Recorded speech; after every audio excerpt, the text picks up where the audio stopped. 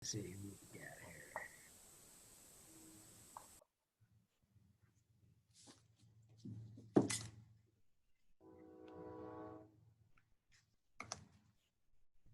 All right, I'll give it another minute and we'll get on. Started here. Welcome to the September 18th, 2020 Rotary Club of Plymouth meeting. Welcome, everybody. Glad you could join us. June has a vest on and a long sleeve shirt. Are you cold, June? I just got in from walking the dogs. It was chilly out there. Yes. Welcome to everybody. We'll start with the Pledge of Allegiance. I pledge allegiance to the flag United States, United States of America, to the republic for which it stands, one nation, under God, indivisible, with liberty and justice for all. the republic for which it stands. Oh yeah. the four-way test of the things we think, say, and do. Is it the truth? Is it fair fair to all concerned? Will it build build goodwill and better friendships? Will be beneficial to Beneficial all to concerned. And welcome guests. We have Sam, Sam Stebbins.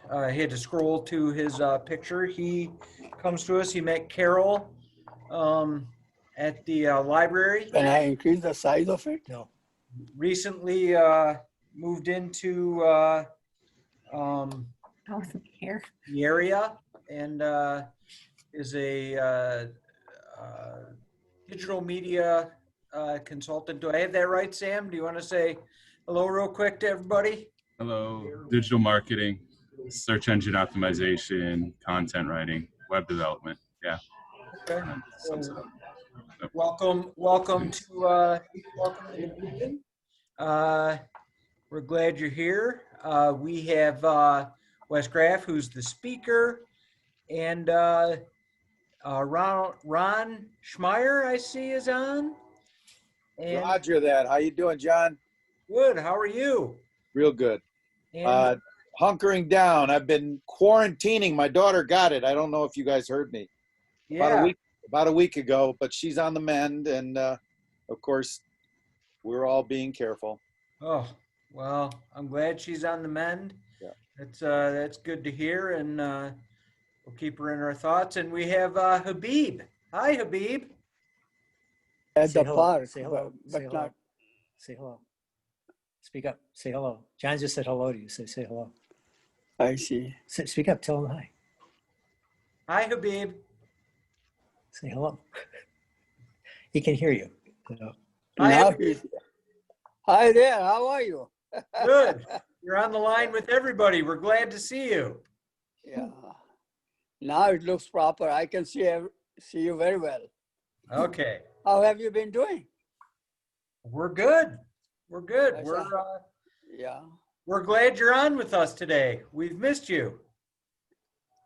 And you see your fellow Rotarian here. I Who has taught me how to do that. yeah. I couldn't do it on my own. Yeah.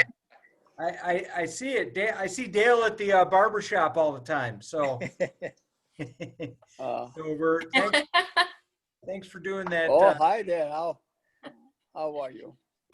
So we're glad you're here. Welcome everybody.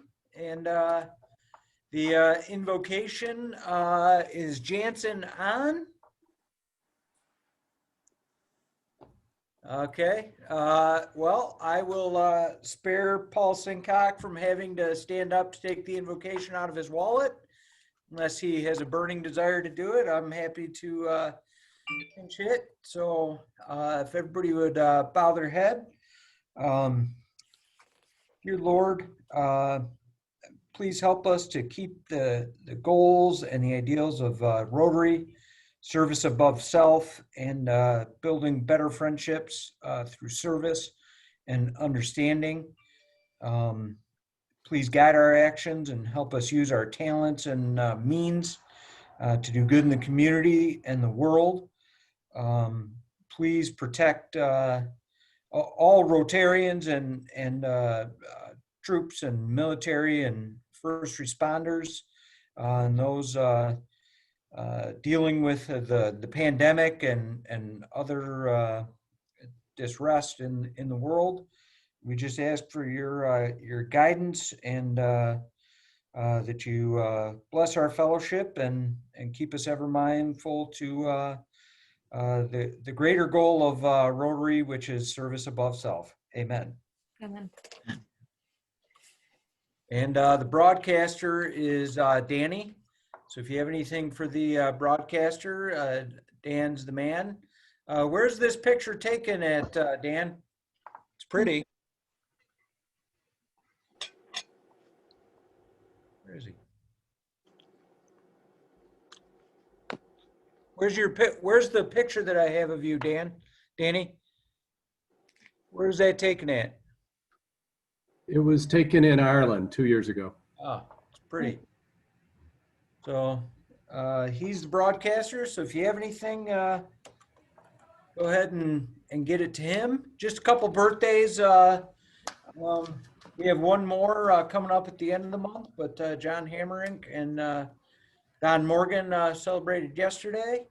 Rotary anniversaries, a couple new ones. Norm Wiest, 33 years. And Rich Cherney, 1 year. So congratulations to everybody. Announcements. The Rotary Food Drive, James Gietzen, are you on? Yep.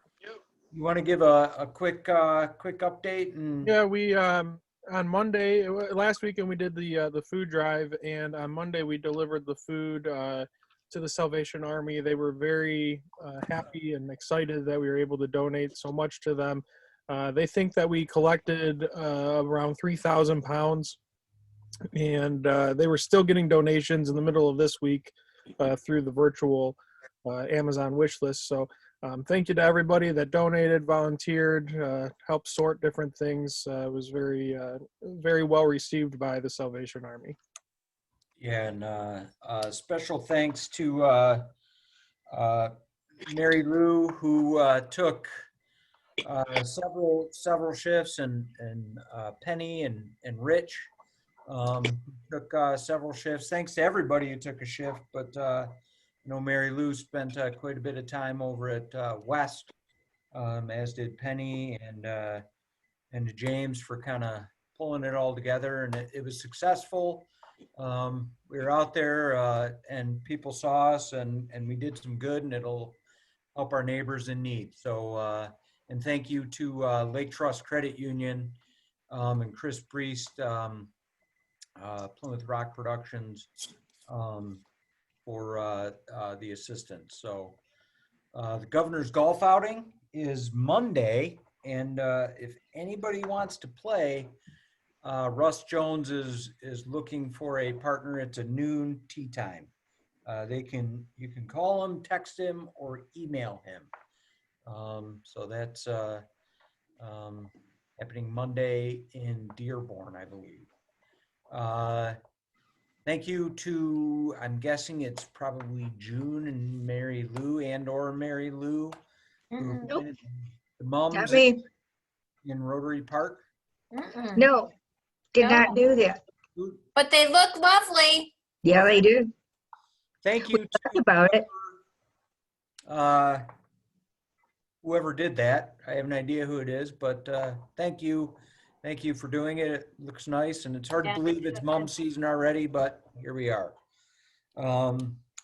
As you all know, last weekend would have been the barbecue, but due to executive orders, etc., weren't able to do that. Brandon Bunt has started a barbecue fundraiser, asking for donations to go that you may or would have spent on your tickets, as Dale and I mentioned last week, to go to the foundation. So he has that's up on Facebook and is going. They've raised, I don't know, $5,000 or so already since last Sunday. So that is going well. Hey, John? Yes, sir. Just a suggestion, Brandon and I talked about it the other day. I don't know whether it's been shared to our Rotary Facebook page, because otherwise you can only see it if you're a friend of Brandon's, and he has a lot of friends, but I shared it to my page. Okay. And I had recommended last week that everybody that sees it should share it to their page just to broaden it. I will double check. I don't know if it was shared or not on our page, but I will check on that. So goes to a good cause, and it helps the foundation and the local community. So if you haven't seen it, look for it. And member update, Art Butler was out last week, so he looked good. It was great to see him. And Don Massini, as I mentioned last week, for those of you who don't know or weren't able to attend last week, his wife Kay passed away a little over a week ago, about a week ago. She was diagnosed with an aggressive form of lung cancer 3 weeks ago, so about a month ago, and passed away a week ago Thursday, I believe. There's a private family memorial up on Beaver Island tomorrow. And then Dino said that there will be a celebration of life in later October down in this area. So we'll keep everybody informed of that. But please keep Dino and his family in your thoughts and prayers, as well as Art Butler as he continues the fight. So anybody else have any announcements? All right. So we'll move on to Paul Sincock, the Sergeant at Arms today. I'm sure he has something entertaining teed up for us. So you can take it away, Paul. Geez, don't put all that pressure on me. Entertaining, my God. For those visitors on the line, the Sergeant at Arms job is to basically have a little fun with our members and to hopefully raise a couple of dollars for our charitable works here in the community. So, first of all, I have to get after Dan Hordorf, because congratulations, he's giving us another week of length there before we start publicizing the John Bazuvas Dalia Galia haircut style. We're going to have that raffle and contest to get Dan's haircut eventually, and so hopefully once we get out of COVID, his locks will probably be chest length or something, and be able to really do something with that. So when you have a chance there, Dan, we'll take $1 out of that. I didn't see Russ Jones on the line. No, not. So that means his fine is automatically doubled, and we started at $10 for him because he was the $10 king last week. And then James Geetson, sounds like you got a little cold going there. A little too much time outside, or it was change of the weather. change of the weather. There you go. Yep, the allergy season is hitting.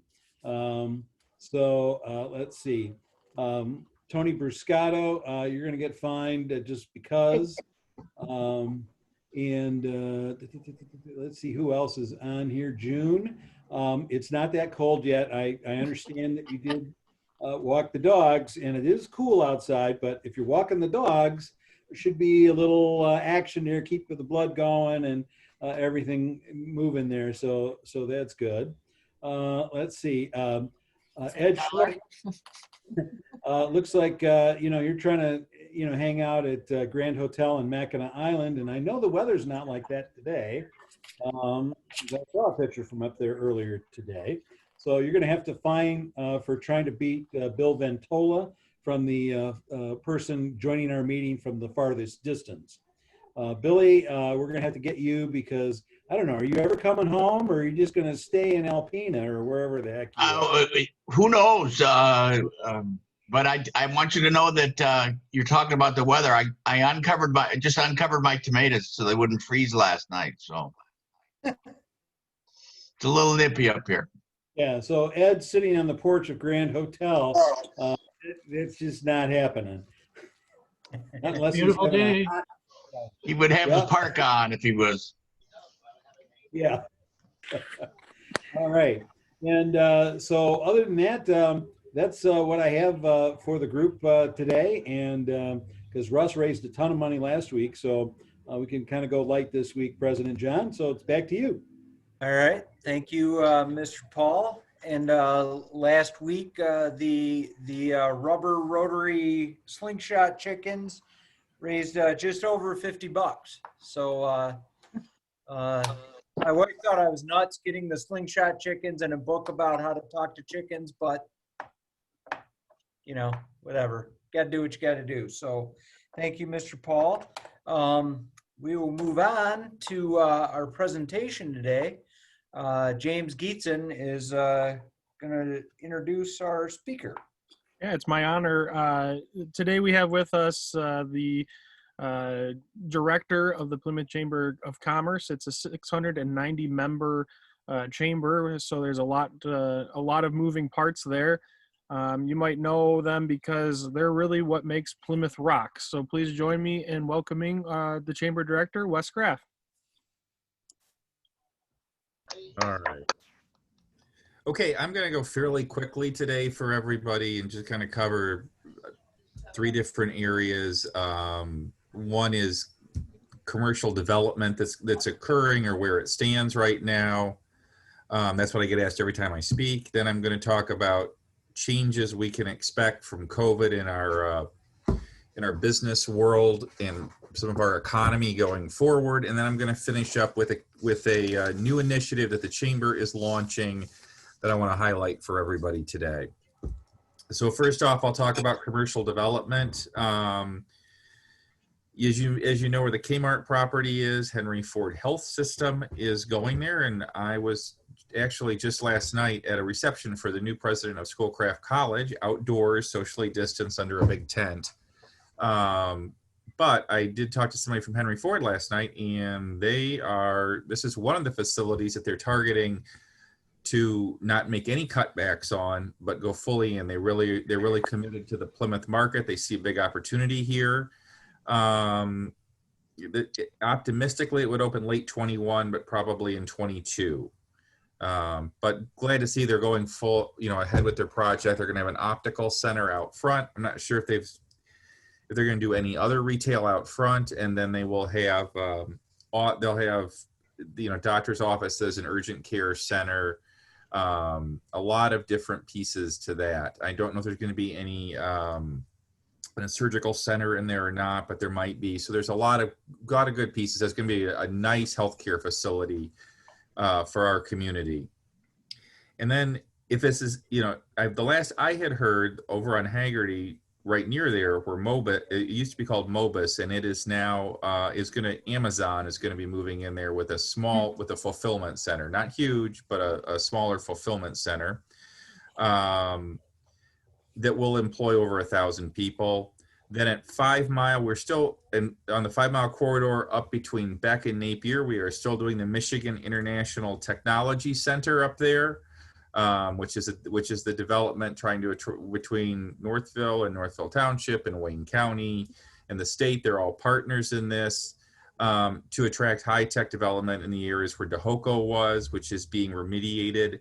But still need, and then there's a number of other pieces of property along there. Actually, much of it has been declared a brownfield, so they can qualify for funds. Probably the challenges of that project right now are state funding and where that's going to go in the future. But that's our next piece of high-tech development here. I would be remiss if I didn't mention, and Tony could tell you more about it, but on Ann Arbor Trail downtown, the Saxton's building, is going to move along with the offices there, and then the condos along the back side of the brownstones, and then we maintain the parking, which is great. And at 5 Mile and Beck, we see what's happening over on the Northville Township side where they're doing the housing development. That's going to have quite an effect over there by the time you get all the different pieces in. Everything from hotels to seniors facility to different types of housing and retail, including restaurants. So there'll be a lot of activity, in the years to come that we'll build off of on that corner. So that's just a quick commercial update. If you have any other questions, I can answer those as we get to the end.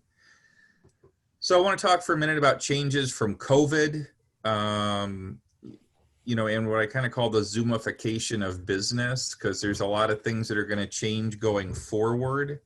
So I want to talk about what some of those are going to look like. One of the interesting things that I'm starting to see it now, and that is weakened demand for office space. We have a lot of, large companies. I was on a call with one today. They're looking to pull all their call centers out of buildings and because people are they're finding their employees are more productive at home,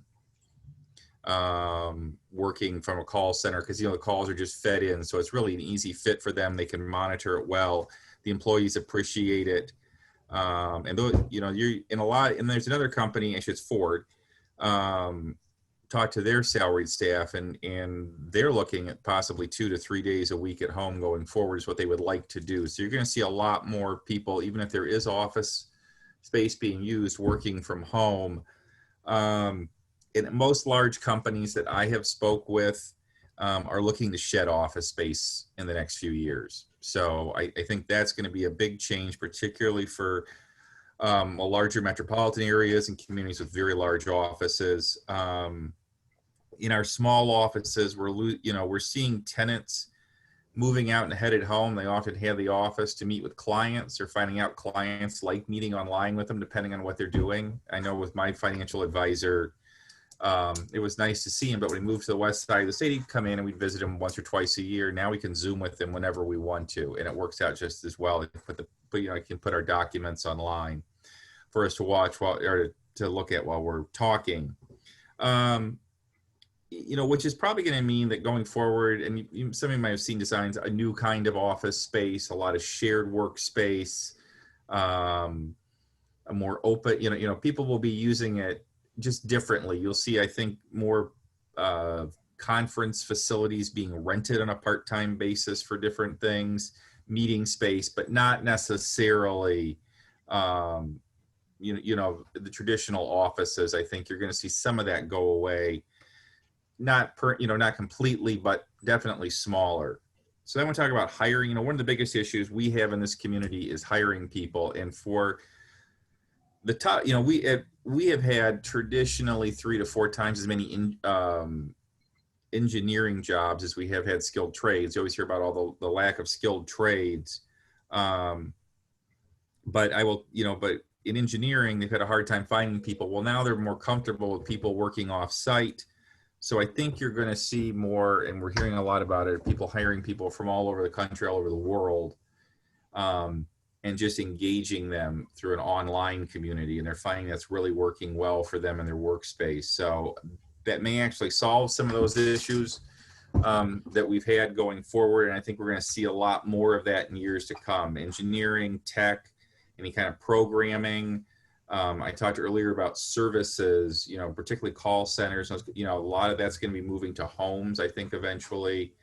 Telemedicine has really taken off too, where people don't have to always go into the doctor's office. So we're seeing those kind of changes. Now, we still have huge problems, of course, in the skilled trades fields. We still have huge, and we've still got other issues in some, restaurants to find to find people to work. I mean, there's just, and obviously with what we've paid in unemployment, we've had a lot of people not willing to come back yet because they know if they want to come back, there's a job waiting for them. But in the meantime, they were making more money on unemployment. So I want to talk for a second about business travel. Business travel, and I used to work for the Convention Bureau. I mean, it is a huge lucrative part of our economy. As is the whole office sector, if you think about it. But airlines, we're going to have less business travel going before. And business travel makes up anywhere from 60 to 75% of airline revenue. Now, a good chunk of that will come back, but I don't think any airline is predicting all of it to come back, because you're going to have a lot of people opting to do meetings online or trainings. Hotels, and in the Detroit area in particular, we're extremely dependent on business travel. I do think you might see a switch to people doing more long-term stays of a week at a time, but the idea of flying in for a meeting, spending the night, we're probably not going to see as much of that. And so I'm not sure you're going to see, hotels, it'll be interesting to see what they morph into, but I think we're also going to lose a few down the road because we could be possibly overbuilt in that area right now. Overall, business travel worldwide is a $547 billion industry. It made up 26% of the total travel revenue in the United States alone last year. So it is an enormous piece of the puzzle. And still, the vast majority of people do what they call visiting friends and relatives, but that's, which helps when they come to the town, but it's not like somebody getting on a plane, having an expense account. So we're going to see a shift in that industry. Online training, though, and meetings, we're going to see a huge boom in. So you're going to see a lot more video conferencing coming as that becomes the norm going forward for a lot of people. I know the Chamber is going to convert our conference room actually to video conferencing capabilities. We have found since COVID, we can get better attendance at our board meetings and our executive committee meetings and our leadership meetings that we have. Because we're able to go online and people don't have a reason they can't be there for a few minutes at least. So, and we just see that as really the future and allow us to engage people who said, well, I didn't have time before, but if you can conference me in, I will. I see a lot of training when possible moving online for companies. What I don't think you'll see, but it might become a piece of it, is we talk about online events. I mean, we're doing a Zoom networking events, which Chamber's famous for its networking and meeting people. It's awful tough to do through Zoom. You don't get those other conversations, or if you're having a meeting, the one unfortunate part is you don't get those other conversations that are often really productive. So video will be a piece probably of events and activities for a lot of places going forward, but I don't think it's the answer or a replacement necessarily. So if you're going to if you're not going to commute as much and you're not going to fly as much, you're going to see some changes in energy consumption going forward. Obviously, fossil fuel companies are going to have some issues with this. But I think also you have a greener generation coming along too, who are really going to embrace this for other reasons as they're concerned about climate change. So these changes that we're looking at right now are probably here to stay for multiple reasons as like the next generation's coming up. Now, one big change that we're seeing, and we're seeing this in the state, there are, I call it the Las Vegas, New Orleans effect on downtowns. The state of Michigan has allowed social districts. So that allows you to set up an area contiguous to a bar or a restaurant or multiple bars and restaurants, and then allow them to have cocktails and beer and all outdoors as they walk the streets. And if anybody has been to Northville, they have seen what they've done up there where they blocked off a couple streets. They have outdoor dining. I have had retailers in Northville tell me that they have never had as much traffic, that they didn't have to drive in the door as they've had since the pandemic hit, since they've gone to this system up there. They have outdoor music at night. I know I was up there last Saturday to check it out, and they really have a lot going on.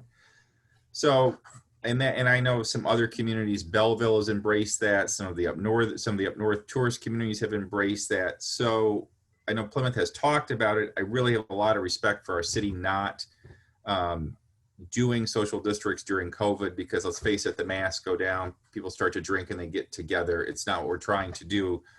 But going forward, we'll have to look at what we're going to do as a community, and that's decisions at our DDA. Our chamber can have some input that our city commission will have to make, that we'll have to work with our police department on and others. But there's definitely a change that's occurring in downtowns, not just here, but all over. The other change I think we're going to see too is you're going to see, the people bought a lot of bikes this year. If you know anybody who owned a bike shop, they sold them out and they sold them out again. They got another order and they can't keep them in.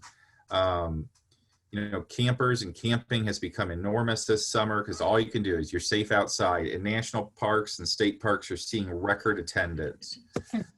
So as people have gotten used to that again, I think you're going to see more of that.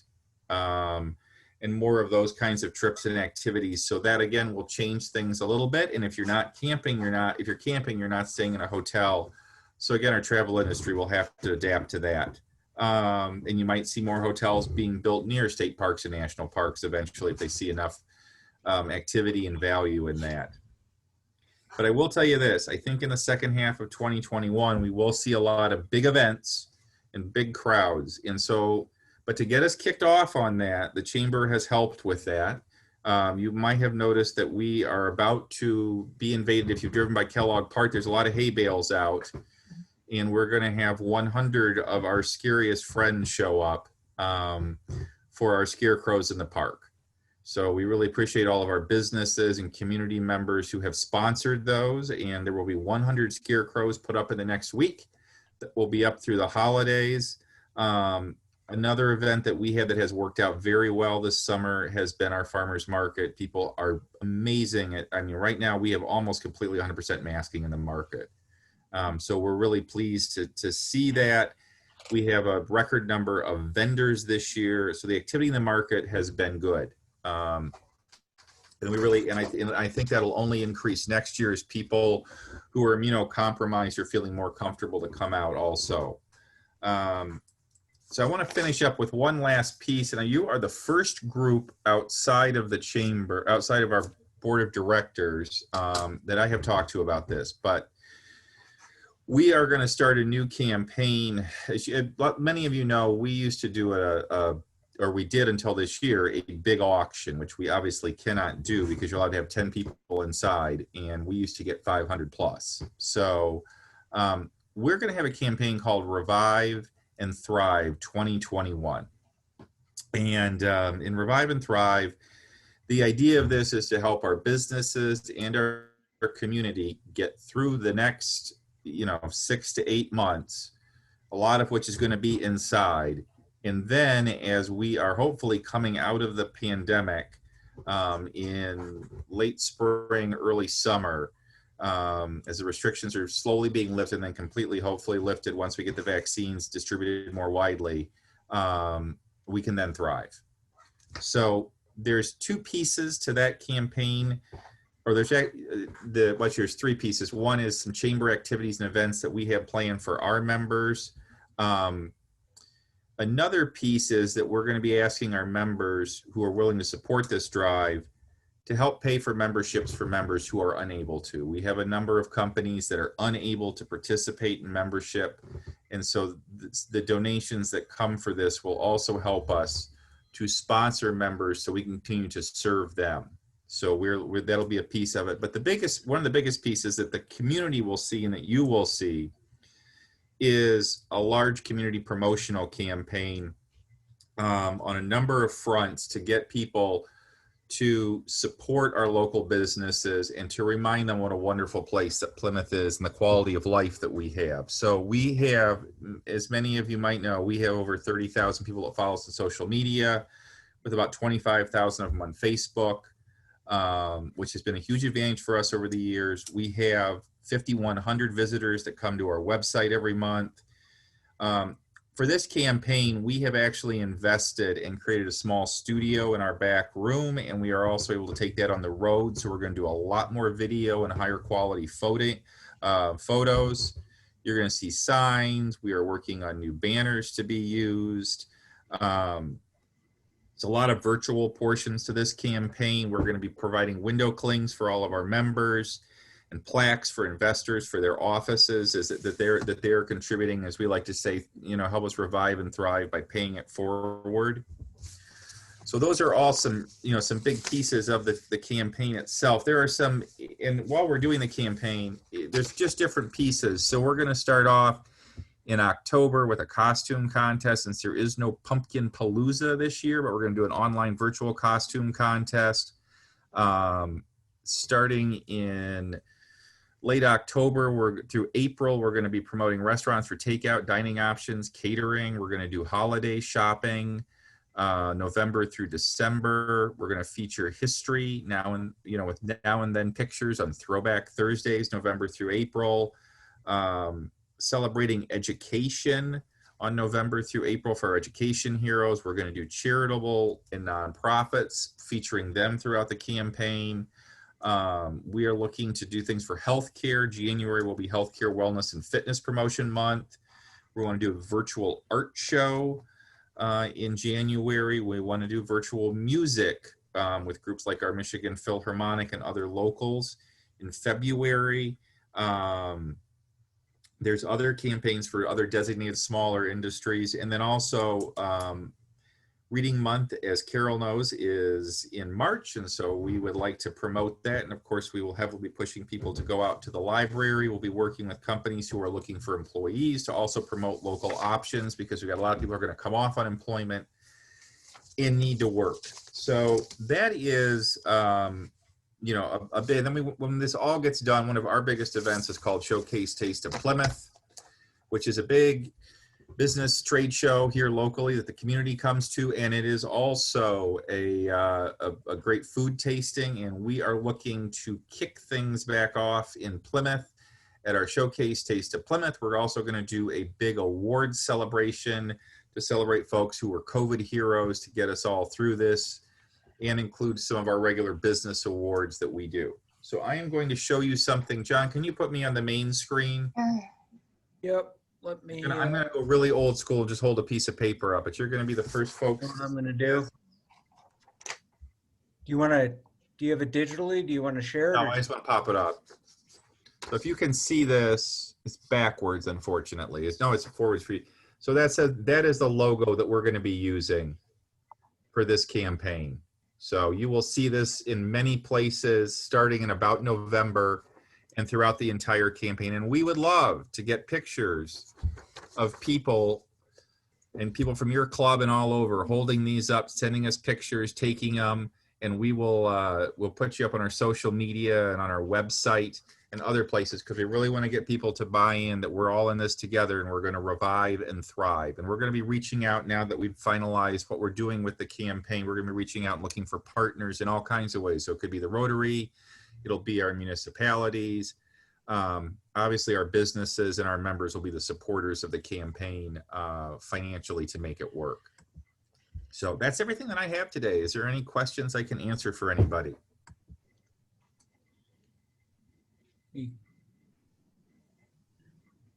I have a question, Wes. What do you think, or what are folks saying about?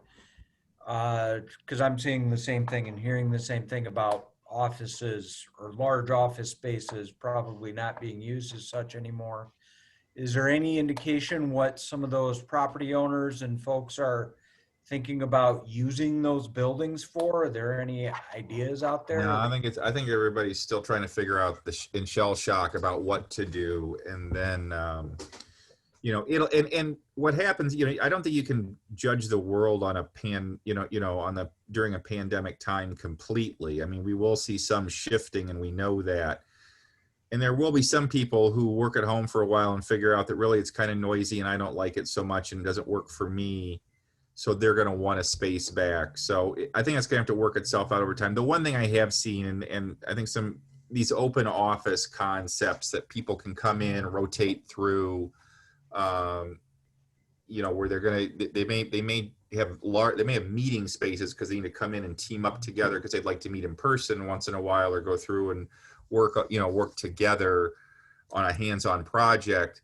But that would be temporary, not something that would be there all the time. I could see that as some of the future of what office space, but there will be needs for people to rent spaces, I think, for meetings. That's good. That's one thing that's going to happen. I expect the meeting rental business will go up because it's probably cheaper to rent space once or twice a month than it is to have an entire office to get everybody together at.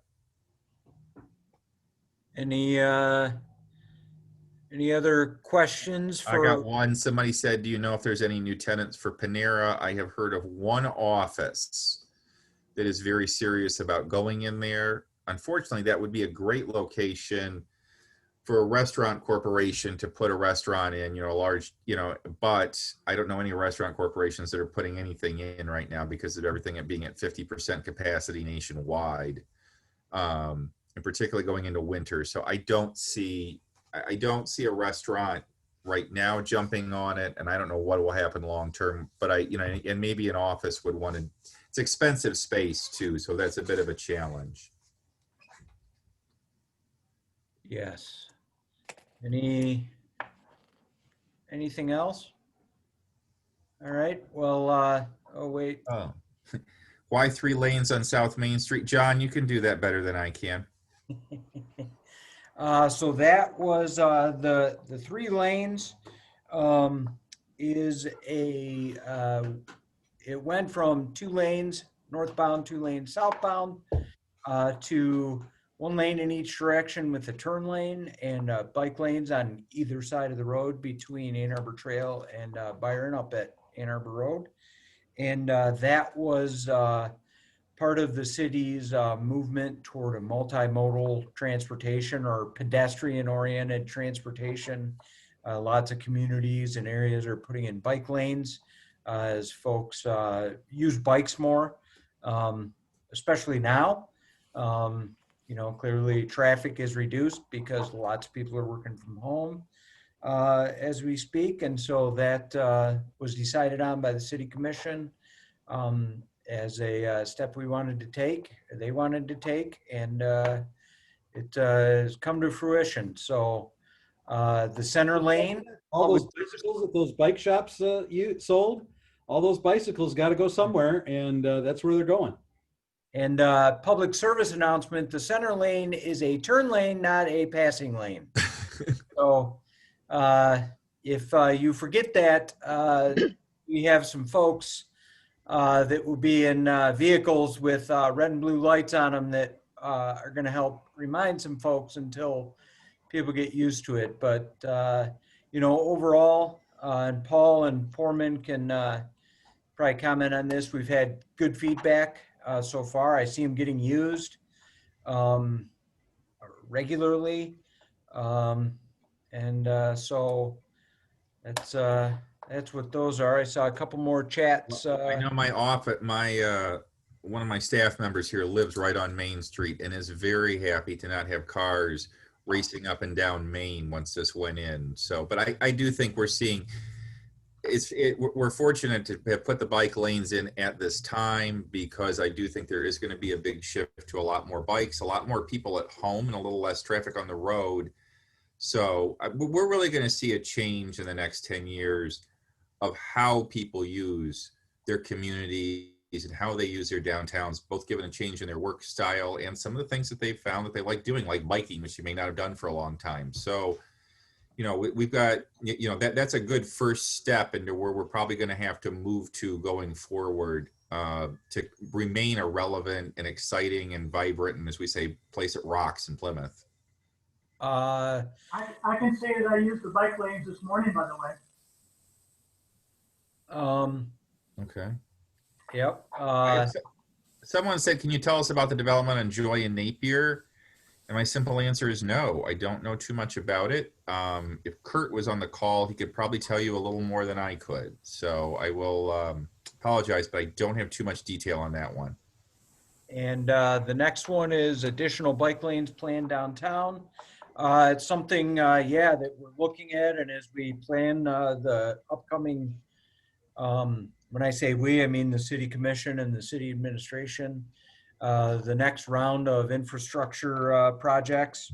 Something we're always incorporating. We're looking at incorporating where they make sense and where we can safely do it. Obviously there's always a trade-off. We gave up 2 lanes of traffic in each direction for, these bike lanes, and it seems to be working out. So there, you can look for additional bike lanes coming to neighborhood and or street likely near you at some point in the next couple of years, 2-3 years in the city. I will make one comment on that. My wife used to work for a head trauma and spinal cord rehabilitation facility.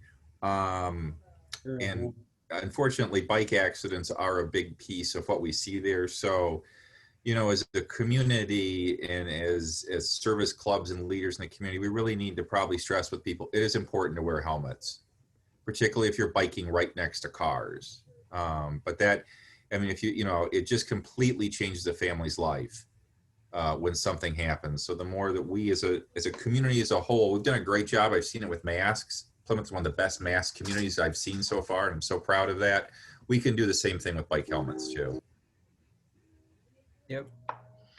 All right. Well, thank you for joining us, Wes, and all of the information. And Yep. most folks know how to get a hold of you. But if you have other questions for Wes, he's right downtown, or you can let me know and I'll track him down for you. So thank you, Wes. And we're going to move on to, well, there we go. Can everybody see that? All right. I won Penny's lunch money last week, and I used it downtown for coffee and food yesterday, as a matter of fact. So that was good. And Penny couldn't be on the meeting today, but she asked me to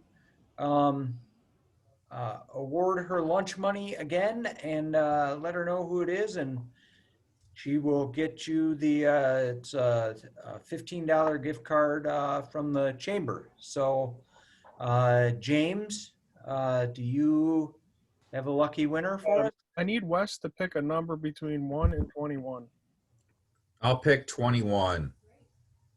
Tony Briscato. Well, he doesn't need it. Pick another one. Is that inside trader there? What is that? No, he deserves it after all the time he spends down here. All right. Walk over and get it, Wes. He'll be here waiting for you. Congrats, Tony. Thank you, Penny. Yeah. So, and the positive ending thought for the day: Rotary's strength lies in the sincerity of purpose of its members. So remember that as we go forward this next week. And thank you to everybody for attending. Thanks, Wes, for the presentation. Habib and Ron Schmeier and Sam. Thanks for joining us. And I am going to ring us out. Everybody have a great weekend.